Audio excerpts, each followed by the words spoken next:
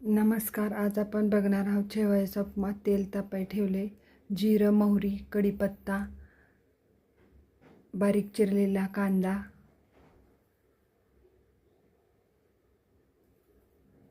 कांदा चांगला परतून घ्यायचा, शेंगदाणे, हिरव्या मिरच्या, हळद टाकली, परतून घ्यायचं चांगलं. हे तेलात कोथिंबीर बारीक चिरलेली, पाणी ओतते,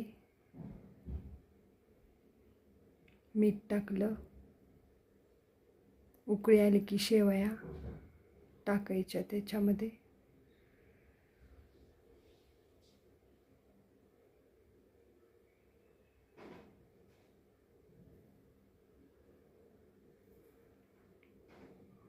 आपला शेवयाचा उपमा तयार आहे.